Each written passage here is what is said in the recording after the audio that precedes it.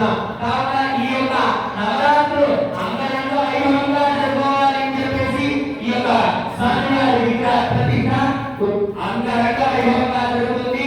మన చేతుల మీదుగా రేపు ఉదయం ప్రతిష్ఠ చేసేటువంటి యోగ్యత మన అందరికీ ఎవరైతే వస్తారో వాళ్ళందరికీ కూడా కలుగుతుంది. ఆ యంత్రాన్ని మనందరికీ కూడా చేతులకి తాకించి మన చేతుల మీదకి తాకించినటువంటి యంత్రాన్ని ప్రతిష్ఠింపజేయడం జరుగుతుంది.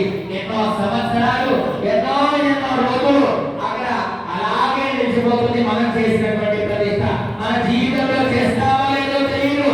కావున ఆ ప్రతిష్ఠ సమయంలో ఎవరైతే ఉంటారో వాళ్ళ చేతుల మీదుగా ఆ ప్రతిష్ఠ ఖచ్చితంగా ఎవరు వచ్చినా రాకపోయినా ప్రధాన యాజమానులు వచ్చినా రాకపోయినా స్వాములు అక్కడ పెట్టడం జరుగుతుంది ముహూర్తాన్ని. కావున మీరందరూ కూడా సమయానికి రేపు ఉదయం 4:30 గంటలకి ఖచ్చితంగా ఇక్కడ దేవాలయంలో ఉండగలిగితే ప్రతిష్ఠా కార్యక్రమాలు, గంధన్యాస కార్యక్రమాలు, లోపల జరిగేటువంటి ప్రధాన పూజలన్నీ కూడా రేపు ఉదయం 4 గంటల ప్రాంతం 4:30 గంటల ప్రాంతంలో ప్రారంభం చేయడం జరుగుతుంది. కావున 50 మంది భక్తాగ్రేసులందరూ కూడా గమనించి రేపు ఉదయం జరిగేటువంటి కార్యక్రమంలో పాల్గొనవలసిందిగా కోరుతున్నాం.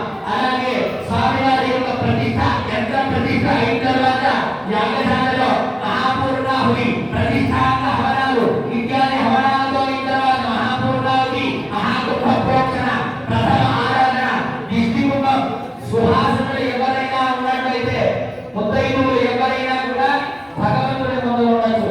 మగవాళ్ళకి అధికారం లేదు. భగవంతుడు చూసేటువంటి అధికారం అర్థమైందా?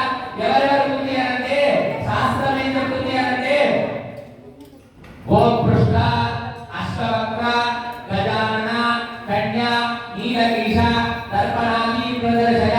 ఇది ఇంట్లో ఎవరెవరు ఉన్నారు అంటే అర్థం భగవంతుడు తనని తాను ముందుగా చూసుకుంటాడు.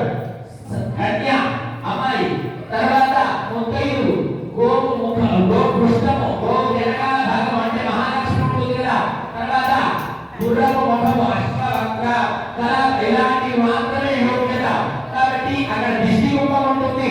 తర్వాత స్వామివారికి బంగారు పూలతోటి కుడి కన్ను వెండి పూలతోటి ఎడమ కన్నుని మనము నేత్రోత్మీలనం చేస్తాము.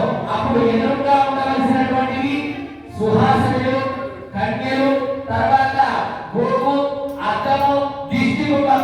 మనం ఇంకా ఎవరు కూడా ఉండకూడదు. కాబట్టి వీళ్ళందరికీ కూడా ఒక యోగ్యత ఉంది.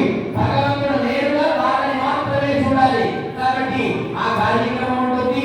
ఆ తర్వాత 10:30-11 గంటల ప్రాంతంలో స్వామివారి కుంభాభిషేకం, ప్రథమారాధన, తర్వాత ప్రథమ దర్శనం అయిన తర్వాత సిద్ధి బుద్ధి సమేత శ్రీ విఘ్నేశ్వర స్వామికి కళ్యాణం, శాంతి కళ్యాణ మహోత్సవం ఉంటుంది.